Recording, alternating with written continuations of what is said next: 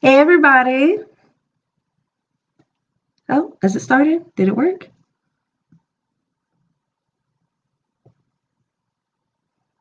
Are we live? Are we live? Are we live? We are live. Yay. Finally. That took a minute. That definitely took a minute. It took a minute, but we are live. Hello. Give myself the allotted 5 to make sure we get some folks in here. Hey, how y'all doing? I just had a very wonderful conversation. Very pleasant and wonderful conversation. I'm very happy that it happened. Because what if we ain't doing nothing else in 2020? We are healing. We are healing. If you made it to this point, you owe it to yourself to work on that healing. Ooh, hey, hello. No.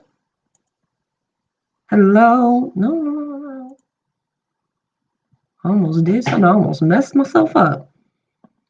Hello.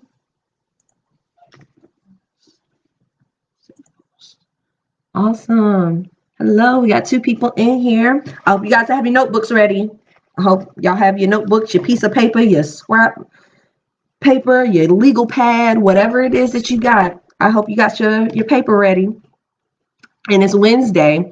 And apparently on Wednesdays we wear pink. It doesn't really look pink because the lighting is a little weird in here.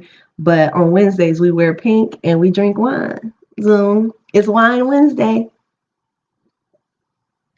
So we're gonna drink wine, read a book. Hello, y'all. I'm gonna give it 2 more minutes, and then I'll get started. How are y'all doing today? Today was a beautiful day. I spent a lot of time outside today. It was nice. Wind down Wednesday. Yes, Brianna. Wind down Wednesday. Clink. As you can see, I am drinking $4 wine from a $1 Dollar Tree glass because I have class. And it tastes like juice.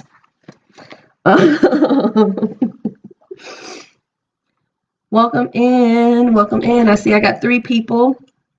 If you are just now joining us, go ahead and share this on your page. Go ahead and share this live on your page so your other people and folks can see it.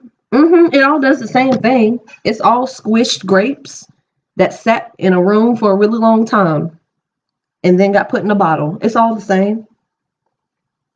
Just some of them grapes got more special treatment than others. Welcome in, y'all. Welcome in. Just so y'all know, we are reading Abundance Now by Lisa Nichols. If you are joining us for the very first time, we are reading Abundance Now by Lisa Nichols. Got 4 people in here. Hello. And if you were here yesterday, I asked you guys to bring a notebook for today because I saw a little preview of the next section. There's going to be some questions that she asks you to ask yourself. So just for journaling purposes and, keeping up with any progress we make from the knowledge that we gain from this book, we definitely want to have something to take notes on. And I probably should have had notes, be a thing the first time. But, we're learning, we're growing, we're figuring it out as we go. I don't know what I'm doing. I just know I want to read these books. Sorry, I'm messing with my necklace, y'all. I just know, oh gosh, it's getting on my nerves now. Okay, there it is. There we go. All right.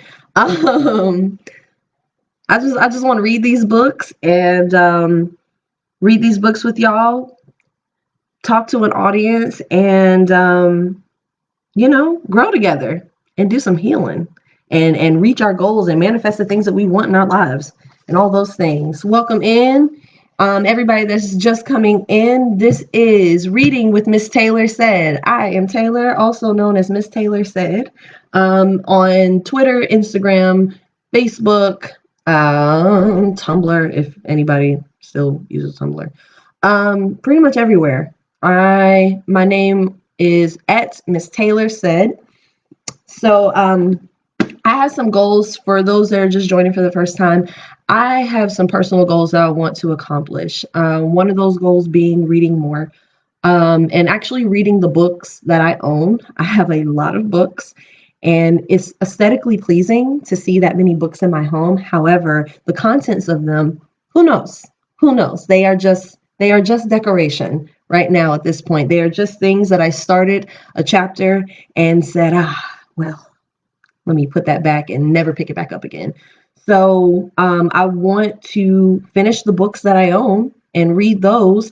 And I would love to read more books in addition to the ones that I own. So I want to do that. I also want to, for some of my own personal goals and some of my future goals, I want to practice speaking again in front of people, even though this is not a live audience and we got to do the Rona reality version of this. I want to practice speaking in front of people again, and I want to get comfortable with reading out loud and, reading out loud. Haven't done that in a while. So it's not something that you typically do anymore whenever you're not in the classroom, or in a school or college environment or reading to kids or something. Since I ain't got no kids, all I got is these plants. That's all I got. I don't got a pet. I don't have a child. I don't have nothing except for these plants.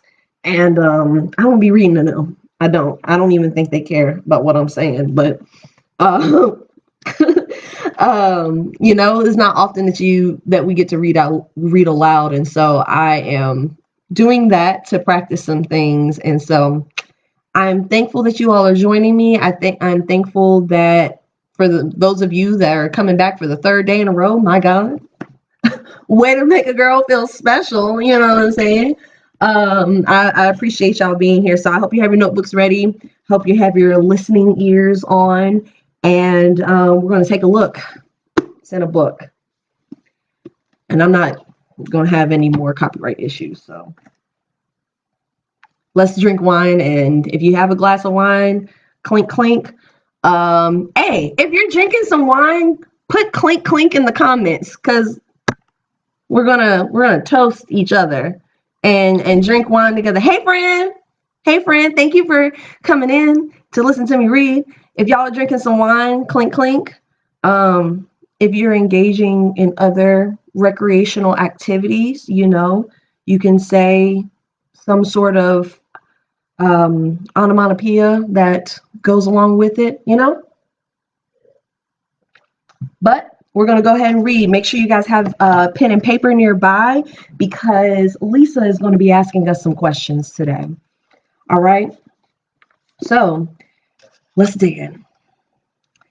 This section is called 12 Life-Changing Areas Where You Can Achieve Astounding Success. To live a truly compelling life that is enjoyable for you and inspiring to others, you must set goals for your future and work daily to bring them about. Yes. These are goals beyond just wealth and material goods. Goals that also include loving relationships, ample free time, hobbies, and other pursuits you enjoy, all of which are the hallmarks of an abundant life. In other words, who you become as a person should overshadow what you amass in your bank account. Who you become as a person should overshadow what you amass in your bank account. First question that is in bold letters says, what goals will you set in the 12 areas that follow? I don't know what that means, but I guess we're going to find out in a moment. Okay. All right. Yeah. Okay. Let's see. What goals will you set in the 12 areas that follow? And the first subsection says your love relationship. So let's see if we... Your love relationship. I'm overthinking. Don't mind me. When you think about the person who commands your heart, the soulmate who knows you better than you know yourself, and the supportive partner who creates a safe space for you to achieve on a stunning level, what characteristics and qualities does he or she possess? Sorry. Sorry. My friends know why I'm making all of these faces. What qualities does he or she possess? What emotions do you feel when you visualize yourself with that person? If you're in that relationship already, what goal would you set to transform that relationship into something even more amazing that helps you achieve every other area of your life with grace and ease? I'm reminded of a story one of my program participants shared with me. When Elise McConnell's marriage ended, she told herself she would never endanger her heart again. Not only did she get clear on the other aspects of her life, but she also decided she wouldn't marry again, favoring serial monogamy over the risk of being trapped in a relationship that hurt. Alice, is it Alice or Alice? I'm going to say Alice. It's spelled Alyse, so I'm going to assume that's Alice. Alice had it all figured out. She thought she knew everything because she was hurt. She was hurt. She was like, I'm not, getting married again. I'm going to be a serial dater. I'm not doing this. Marriage hurts. I'm not doing it. It's not for me, girl. That's what she said. Then one day she started making a list, deciding that she would consider getting married again if she found someone who fit her exacting standards. She wrote the list on the back of her journal and over the next several months added qualities and characteristics from physical traits to ways of being, even fashion choices. By the time she finished the list and put that journal on a shelf, she had written down 88 criteria a man would have to meet before before she would marry again. 2 years passed. Then, when her doctor unexpectedly confirmed she was pregnant, which specialists had previously said was impossible, Alice had to pause. The father of her unborn child was from another country, and the only way they could stay together and both be part of the baby's life was if they got married. In a quiet moment, Alice got out her journal, and there on the back page was her original list of 88 must-haves. Reading them again 2 years after having put them on the shelf, she realized that her boyfriend, Klaus, met an astounding 85 of the criteria. There's no doubt I created him in my life, Alice told me on the day that they celebrated their 17th wedding anniversary. What kind of love relationship are you looking for? Elise, like, I don't know if it's Elise or Alice. And I don't know. I don't know if it's Elise or Alice. So in this section, the love relationship,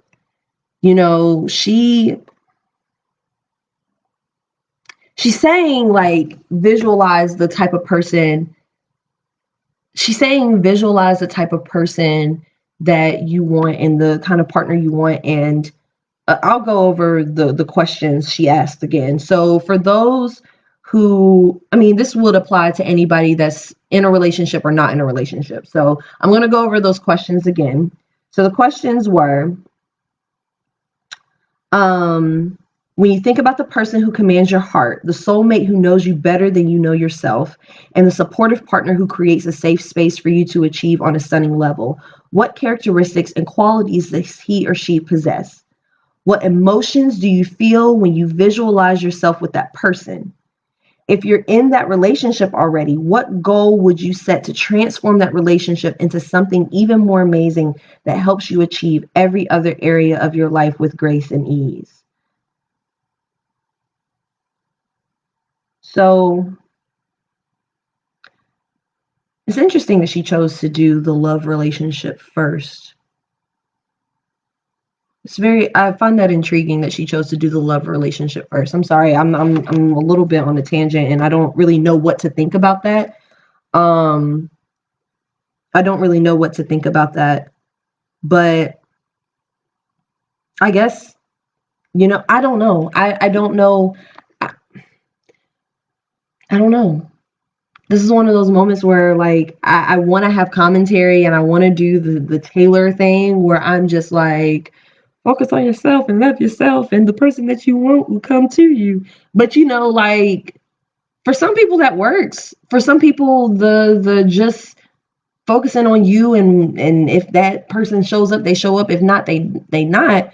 And I guess for some people, manifesting the type of person you want, you write everything you want from a person, from a partner.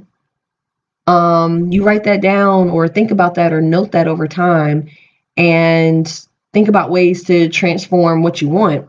They are excellent. They really are excellent questions. And I really like the questions. Um, they are excellent questions, Beatrice. I don't know.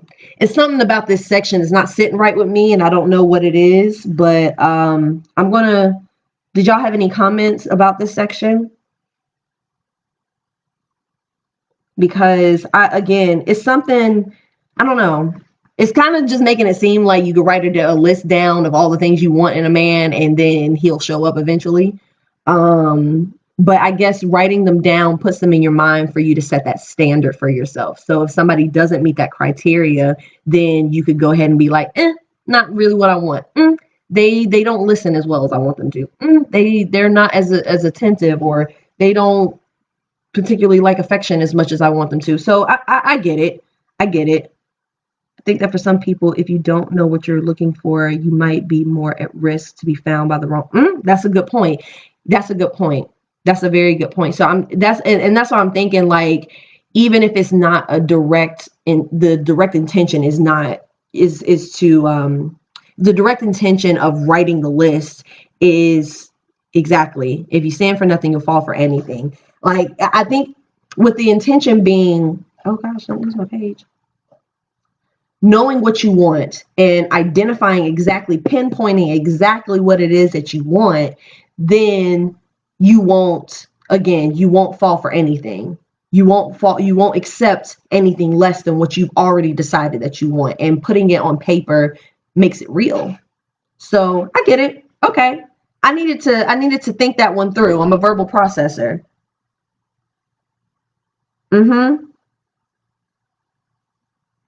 It's not necessarily about looking or going and seeking it out. Yeah, it's like, I agree with you, Beatrice. It's not about seeking it out, because it's just about, I think, just making sure that you know what you want and your standard and where you stand, so that when and if that person comes along, you can be like, either you are or you ain't. Either you are what I need, or you're not. And I'm simplifying it. I am very blessed to not have to have done this to get what I wanted. I'm very, very, very, very blessed. But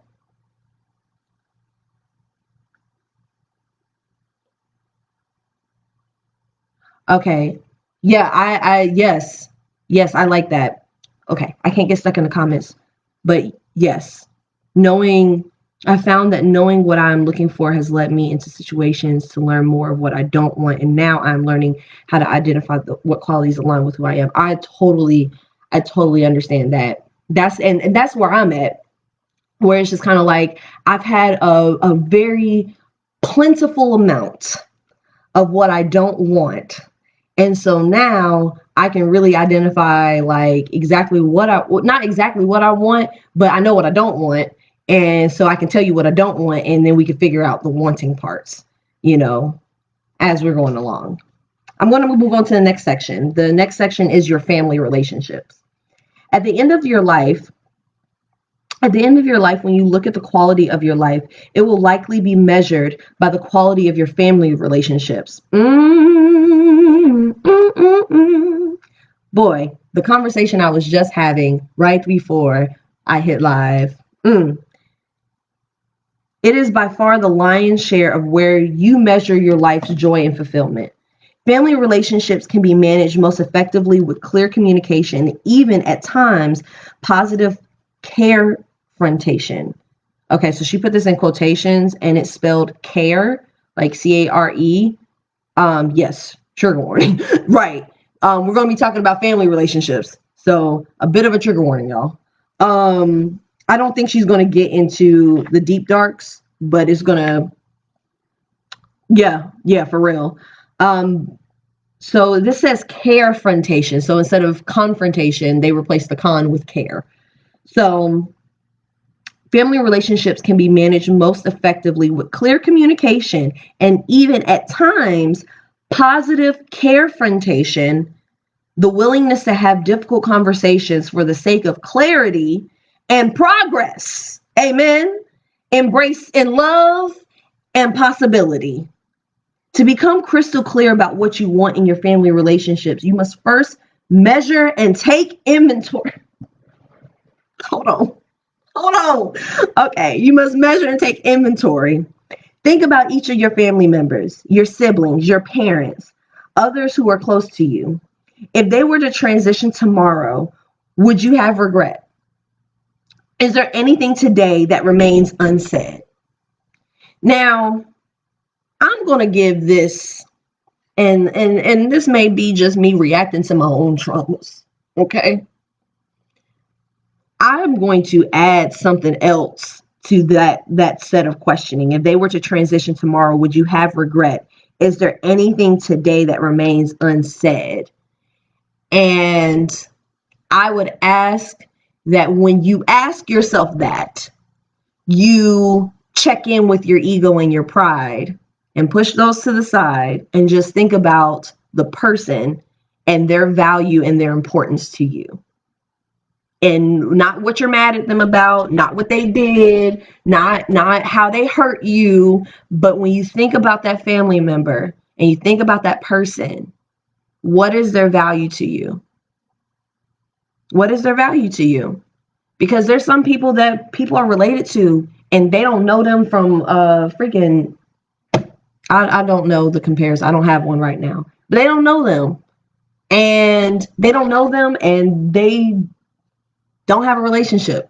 So there's nothing there. There's some people where the relationship has been so damaged and the everything has been so damaged that it's just like irreparable damage, that if something were to happen to them tomorrow, they wouldn't feel the thing. But there's some people that can't move past or can't remove themselves from their own ego and their own pride to even acknowledge that they would experience pain and hurt if they were to lose somebody tomorrow. And I feel like we should reflect on that. Go ahead and write that one down. Write that one down in your book. Think about your family. Don't know them from a can of paint. Thank you, girl. Thank you. Okay, know them from a can of paint. All right. I got that one. I like that. Okay. We over here now on this side of the page. So my inner is there anything? Yeah. In my inner circle workshops, I give attendees a scenario similar to the one I learned many years ago from my old friend Barry Spilchuk. If a nuclear bomb were to drop tomorrow and you knew about it in advance, what would you want or need to say to be complete with each family member? What would the conversation sound like? In an emotion-fueled moment when people are reflecting on all of the unsaid things in each of their lives, I love you. I forgive you. I appreciate who you have been to me. I apologize. When we then actually distribute cell phones so participants can telephone those family members they need to talk to. I urge them to say what they feel driven to say during this 15-minute exercise. Once the exercise is done, the room melts into healing, forgiveness, and admission of things the participants did years ago for which they failed to ask forgiveness, acknowledgement that they have not given, or words unsaid. Wow, that is a powerful exercise. Only when you've healed the past can you move forward and become uncompromising about what you want these relationships to look like, whether they should be supportive, loving, non-confrontational, acknowledging, or something else. Who in your family do you need to reach out to? Right. And Jaleesa, honestly, that's the other aspect I'm thinking about. I feel like this perspective is more for the general and not for people that are dealing with those things, the irreparable damage in relationships, because there's some relationships, blood or not, that they're just not going to, they don't bear fruit. There's nothing that has been fertilized, nurtured, worked on. There's nothing, and if only one side is trying to make that happen and the other side is refusing to participate, there's nothing you can do. And I think that in my personal opinion, in my personal experience, and like I said, I don't think those are the family members she's telling you to reach out to. I don't think those are the ones. Or maybe she's just super positive or she hasn't had that kind of experience. And I wouldn't wish an experience like that on anybody. Because it's tough to have those long lasting, painful spots with your family, and the ones that feel like they're just like, it's not, the infection in the leg has gone too far, we have to amputate it, and now there's nothing there to salvage, but what I can say is, if you within yourself know what's going on, like you're not in the emotion filled, fueled, and you're not in that deep hurt, like you're able to have some sort of detachment from the hurt, because the hurt is real and you experience the hurt, like you have that detachment from the hurt, enough to look at the situation objectively and be like, this is what happened.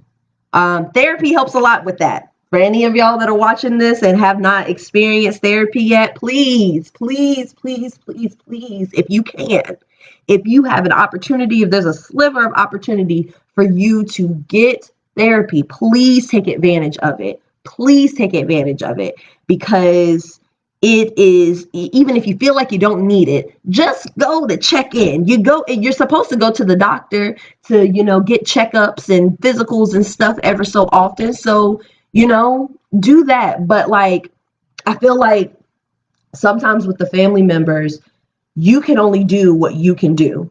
You can put as much effort out as much as you can. And almost kind of like if you're working a job, and sometimes, when you've had that job where I just come in to do my job, to cover my own ass, because I'm not trying, like if somebody tries to confront me and be like, well, why didn't you do this? You literally have all the receipts that said, I did all that I can do, and I did everything, and I followed up to make sure that I did everything that I could possibly fathom, like that was possible. I did everything that I could do, and anything else is on the other side of it. And it's like, and I covered my ass. So, if this is not getting done, it's because it's not for me to do. Everybody's had a job like that, but it's like that in relationships too, especially the ones that you kind of have to stay connected to because you're related. It's like, if that damage is irreparable, if that is just a spot that's just not going to happen, it's not going to happen. Like, do everything you can so that you can have peace. If there's needs to be forgiveness for yourself, because I don't believe in forcing people to I don't believe in forcing people to forgive people they don't forgive. Like, honestly, I don't. I know that, like, it's like, oh, well, you should forgive for your own peace. If forgiveness brings you peace, forgive. If forgiveness doesn't bring you peace, like, then I don't know. I don't have the answer for that. But, anyway, it's like, excuse me. Do what you have to do so that you can sleep at night. Do what you have to do so you can be at peace with the relationships. Do everything that you can in your power so you know that you did everything you can, and let that be your peace and let that be your comfort, because you can't force anybody to do what you do. You can't force anybody to do the right thing. So that's a tangent. And again, like, I feel like I like this section. I believe that's very useful when you have people that didn't, when you have, the forgiveness is literally for you. And exactly. If it won't make you feel better, then don't. Let me look at some of these comments. Y'all, it's going to take us a week. It's going to take us 8 days to get through this chapter. But I'm okay with that, because, we're talking, and this ain't an audiobook. The audiobook is on Audible. If you want to just listen to the book straight through, you can go Audible, you know. Sorry, that was rude. I'm sorry. That was not a nice thing to do. I'm enjoying the conversation.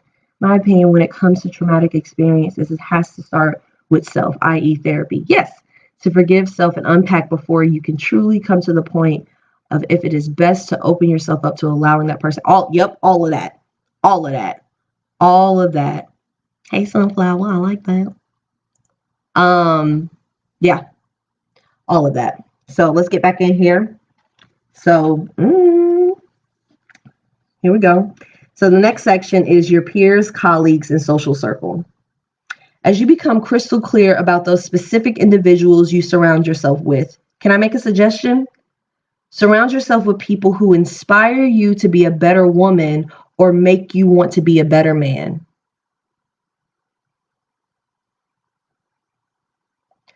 Surround yourself with people who inspire you to be a better woman or make you want to be a better man. That's all I'm going. They should call you for your greatness. They should not call you for your greatness. I misread that. Strike that from the record. They should call you to your greatness. They should call you to your greatness. They should stretch you and make you look forward to the person you will be 5 years from now. They should not only celebrate this future version, they should pour into you everything they can to help you achieve that goal. They shouldn't be small-minded people inclined to drama and gossip. I done spilled the wine on myself, Lord. I done spilled the wine on myself, and I got this cotton shirt on. Oh, the title of the book is Abundance Now by Lisa Nichols. Abundance Now by Lisa Nichols. I like the word stretch, too. I really like that. I done spilled the wine on myself trying to be funny. Okay, here we go. They should not be small-minded people. Your friends, peers, and colleagues should be people whom you can share your knowledge with, but who should also be sharing knowledge with you. And if you find yourself pulling everyone else along, if you're the person who's 10 steps ahead of everyone else, the inspiration, the focal point, the end all, be all of these relationships, you have to ask yourself why you're in that social circle and whether you need to acquire new friends. Do I need to read that one again? I think I'm going to go ahead and do that. I'm going to go ahead and do that.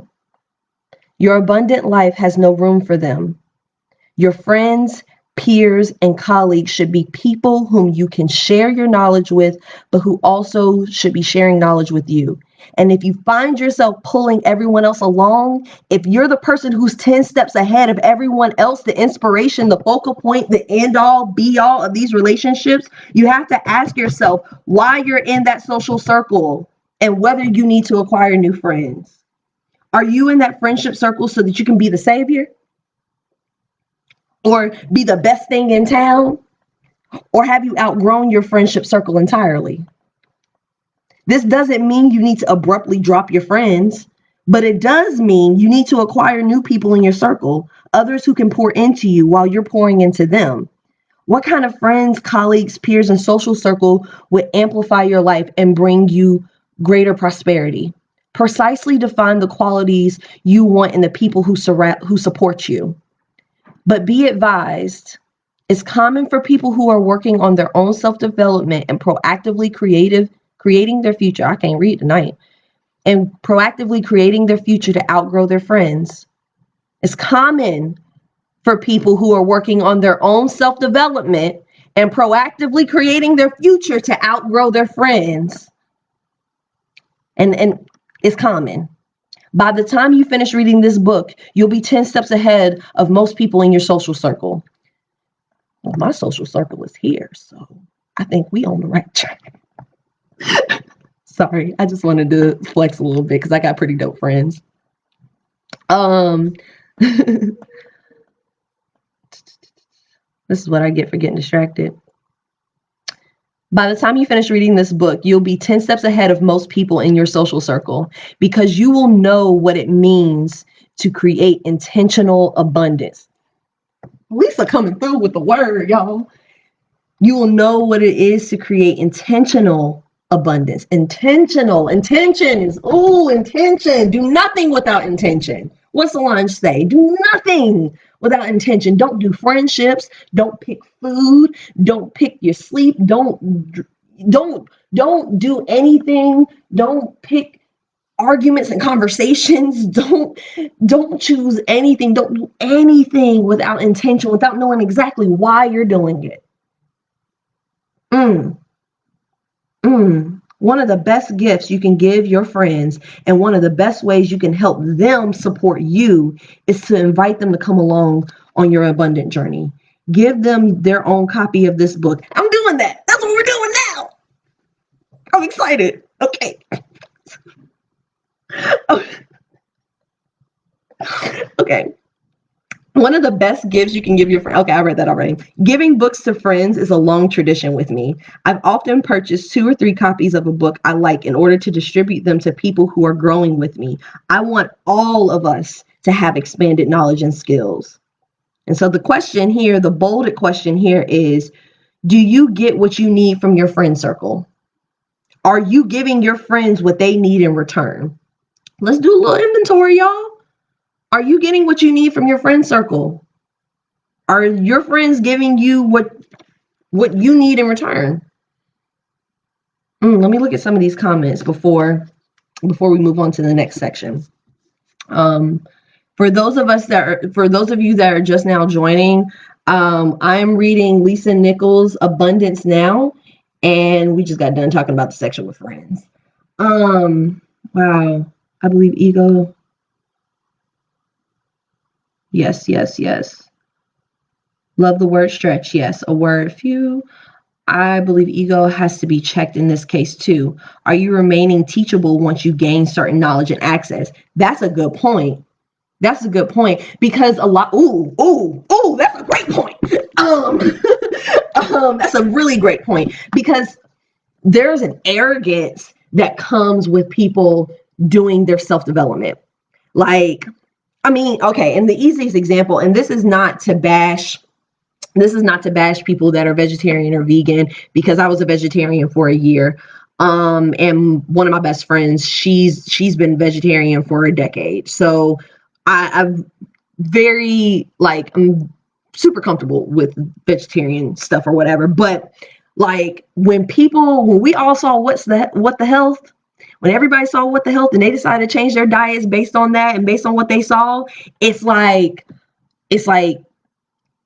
people learn the knowledge, and I think people have good intentions because they're like, I learned something new and I want to spread this information and I want to make sure everybody, and I'm growing and I'm doing this. I want everybody to come with me. Come on, guys, let's go grow together. But some people have such ego and arrogance and they haven't actually healed those bits and pieces yet, and all of that. And so it's like they end up knocking people over the head with the knowledge. They knock people over the head with it. They become these jerks. They become while y'all watching Empire, I'm building an empire head ass people. They become those people. Like, oh my gosh, please, if y'all can think of your favorite version of that particular type of saying, please drop it in the comments, because I love laughing at that headassery of, just, while y'all are watching Empire, I'm building an empire, while, and anything people do that's fun, they always want to take it and be like, I'm doing this. And people become really, really pretentious when they start growing, because it's no longer about what their goal is. It's about now I'm this new person. Now I have a new mask. I have a new hat that I can wear so that I can stun on you. I have another thing that makes me elite, because it'd be the elitism too that be up in there too. It's like, I have a thing that makes me better than you. So I'm going to throw that. I'm going to, flex that in front of your face, and I'm going to put a bunch of toxic positivity all on your timeline and shame people for not being where I'm at. Yeah. Yeah, you brought up a really good point. You brought up a very good point. Because that's just that ego, man. That ego. It be hurting. Anyway, next section says your mentors and advisors. Yes, learning together is humbling and wonderful. Your mentors and advisors. And also, wait a minute, before I keep going, Elantra said a lot of us base our self-image on our ability to be martyrs. Yeah, kind of like that, like Meg in Family Guy, and how like she realized that trash episode where she realized her role in the family was to be the one to take all the crap and all the abuse that the family had to give so that everybody else can treat each other right and be happy. It's like those of us who, especially those of us who have a lot of that carry a lot of empathy, like we just want to help everybody, and you want to help everybody, and you let everybody treat you badly just so they can be at peace. And it's not, yeah, right. The savior, I think it's a savior complex. It is a savior complex, but I feel like there's two versions of the savior complex. There's the I want to come in and be the bigger thing, the big nurturing thing that's coming in and scooping you up and saving you and taking you away from the danger. I think that's a savior complex. And then the flip side of it is I'm letting myself be crucified for your sins so that everybody can have peace and forgiveness.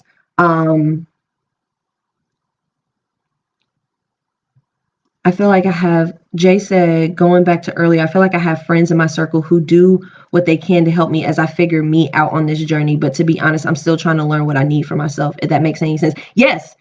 And like one thing that I've learned, especially in the last 2 years, especially in 2020, is that I don't need my friends to be perfect. In fact, it's better for all of us if we're not perfect and we don't, and we're not acting like we have it all figured out.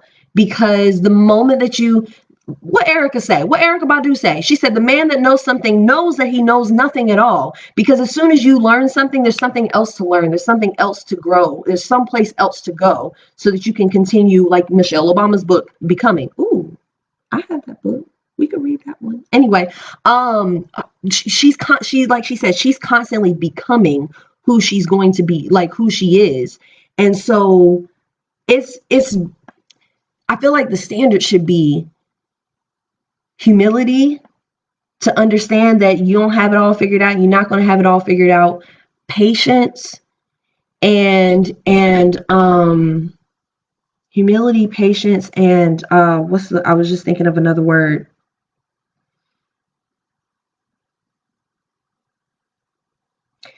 I can't think of a word for it, but humility, patience, and the constant desire to grow. Because that, like I said, the idea that you have it all figured out puts you in a position where you are stopping yourself and you're holding yourself back from any possible progress, because now I know everything. And I mean, nobody knows everything. And there's always room to grow. There's too many things that exist. There's too many concepts, there's too much. The world, every aspect of this world and this universe and this existence and our existence and the next existence, and all of these things, everything is so vast, even in the smallest things, that it's just like to believe that you know everything and you have it all figured out, is arrogant. It's super, super arrogant. So it's, as long as your friends are being there for you and they're supportive and they're supportive in your growth, and they are cheering you on, and I would even go to say that they're challenging you and continuing to challenge you and ask you questions, and not shame you or berate you or make you feel bad or guilty about. Like, remain teachable. Yes, exactly. Remain teachable. If they're willing to yes, I'm sorry, I got thrown off by that for a second. Remain teachable. Yes, the concept of remaining teachable. And your friends should also want to like push you, but not make you feel bad. The goal isn't to make you feel bad or to hurt your feelings. It's to help you grow. And there are ways, and a lot of us don't really know ways. Don't A lot of us have to learn it, but there are ways to be that friend that's always honest with your friends without hurting their feelings, without being the blunt friend that's just saying mean things to say mean things because you don't know how to ask questions, or you don't know how to say things without being harmful. It's like there are ways to push your friends without harming them emotionally. So I'm going to keep going. What time is it? Ooh, that hour be going. I'm going to read this section. Yeah, I'm going to read this section right here, and then we will wrap up. Your mentors and advisors. In the same ways your friends, peers, and colleagues should nurture your future success, your mentors and advisors should also nourish you too. And in fact, friends can grow into mentors and advisors, just as mentors can become lifelong friends. Some of my best mentoring relationships started as friendships. And it was inside of these friendships that I discovered they were brilliant in areas where I was still growing. Therefore, a huge requirement in your friendships is to put your ego aside. Come on, ego. We was just talking about that in the comments. Y'all, we was ahead. A huge requirement in your friendship is to put your ego aside. And if your friends are capable of expanding your skill set, make it clear, I'd love for you to help me this way. Be quick to share their gift of knowledge with others too. Your career or business is the next section. To get crystal clear about what you want from your work life, you have to first decide what gives you joy. Do you enthusiastically jump into your day with a commitment to accomplish key objectives? Are you constantly suffused? Suffused? I've never seen that word before. It's SUFFUSED. I've never seen that word before, but are you constantly suffused with ideas for expanding your area of influence or your ability to create more value? Do regular accomplishments bring you a sense of satisfaction, increased self-worth, and more confidence that drive you to create even greater achievements? They should. In fact, being joyful about your work, whether it's your own business or working for someone else, is the key indicator of whether you are on the right path for your career. If it feels right, if it's rewarding, if it brings you into relationship with people you want to spend time with, if it creates exciting opportunities for advancement, if it supports other professional activities you want to pursue in your work life, then you're in the right place. If it doesn't provide these benefits, you have two choices. One, take steps now to change careers. Or two, immediately reframe your relationship with your less than perfect career or business and start treating it as it is an investor in your breathtaking future. Determine what it can do. I'm sorry, y'all. I'm all toe up, my throat dry. Right, it does. It really does feel like it's only been 20 minutes. Okay. Determine what it can do to promote the life you want down the road, even if it's just the funding source for your abundant lifestyle. Early in my work life, I determined that the dead-end job I was in would not create the life I wanted, except in one regard. It produced enough income for me to set aside money to start my dream business, the exciting, nonstop, breathtaking business I own today.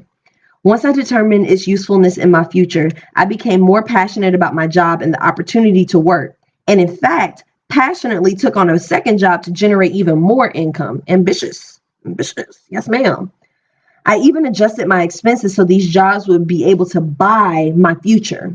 With this one decision to become more passionate, my energy suddenly shifted towards my job because it was investing in the exciting new Lisa Nichols that I was designing.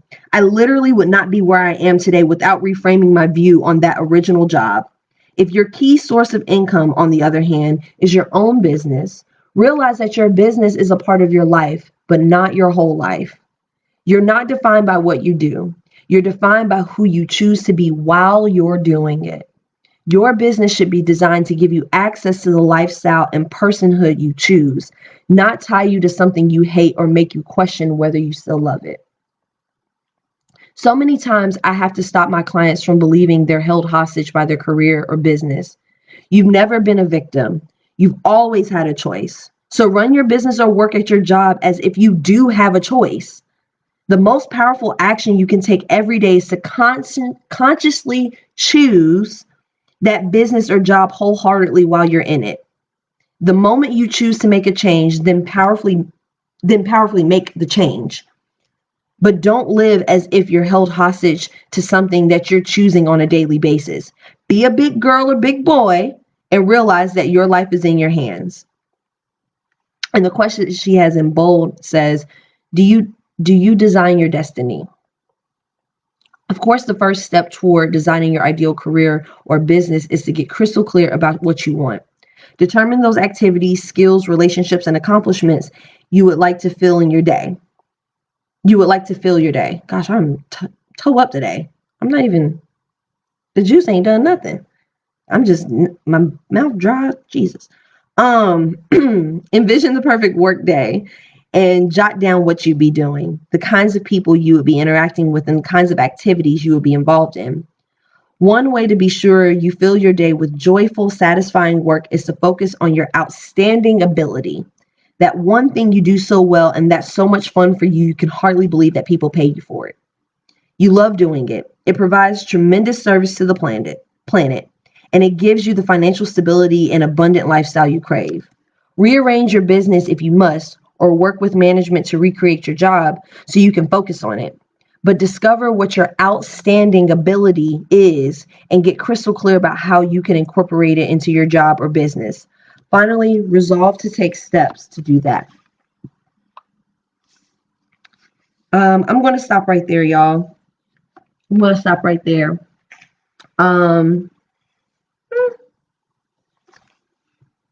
It's interesting. My last job, when I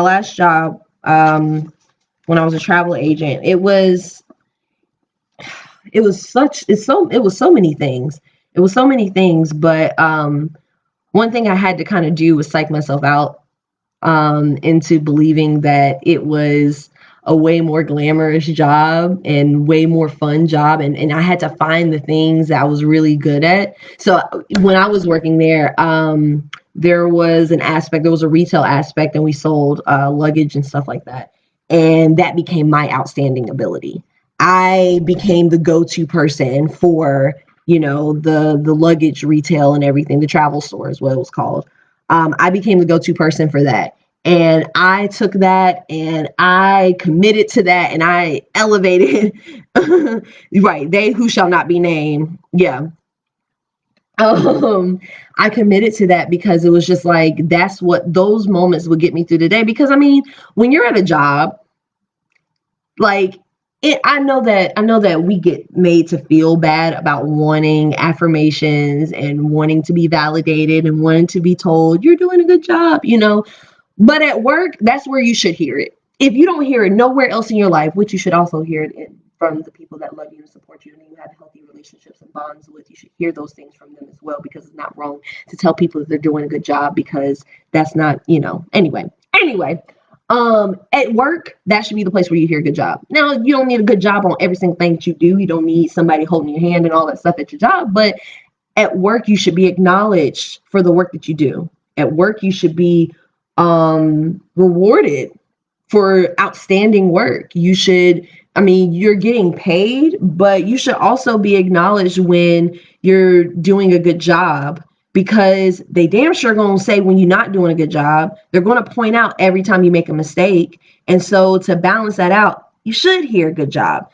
And you should have something that and if that's what makes you feel good, if the good jobs make you feel good, but find something at your job if you're working right now, because I mean, we in a panty, so you might not be working right now. I'm not. But find that thing at your job that you know you good at, that you the baddest one at it. And honestly, if somebody else tries to come help you with the thing, you be like, oh, get out my way, because I got this. I got this over here. Become that go-to person, because not because you're trying to get brownie points or because you're trying to kiss somebody's ass or anything like that, but just because you take pride in the work that you do until you can get to where you want. And if where you are is where you want to be, then, do your thing, and you know how to do it well. But if where you are is not where you want to be and you want to do something beyond that,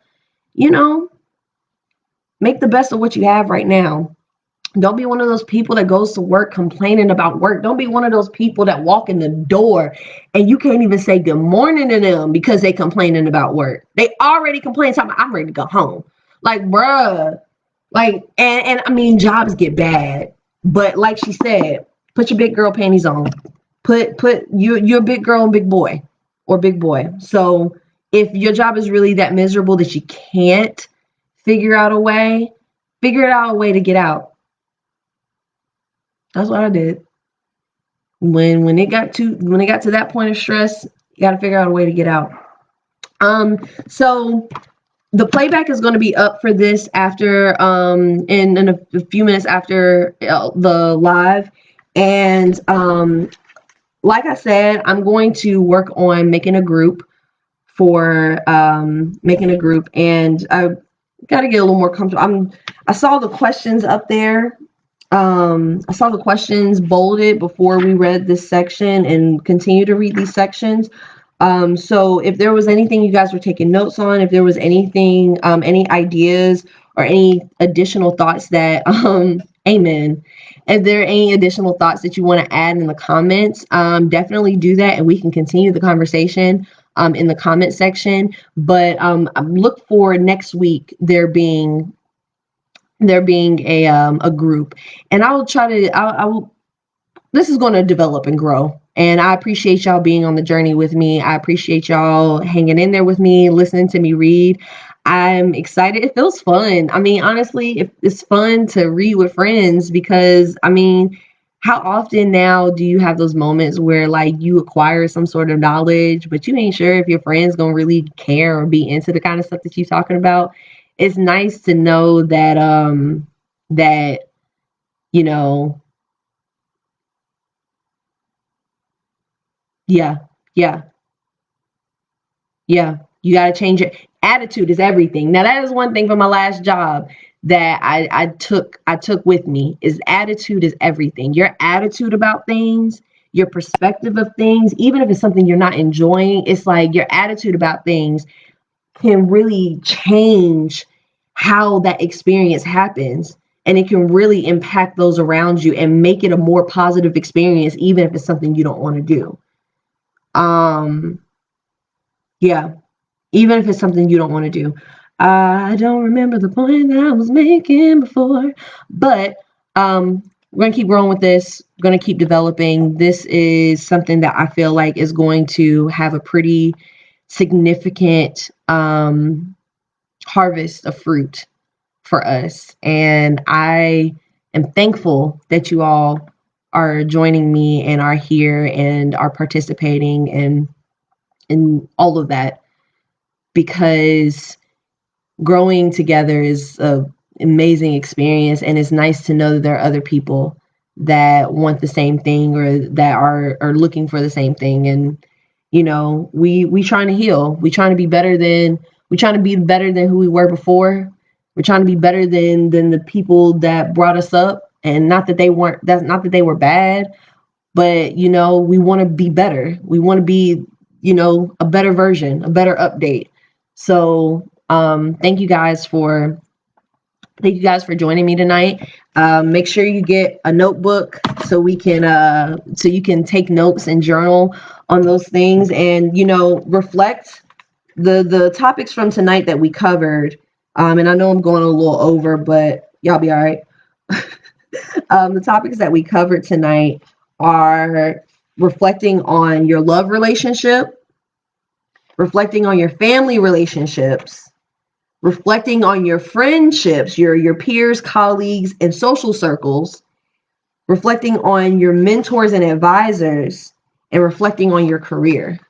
So, think about those things. Then you're reflecting on your career or business.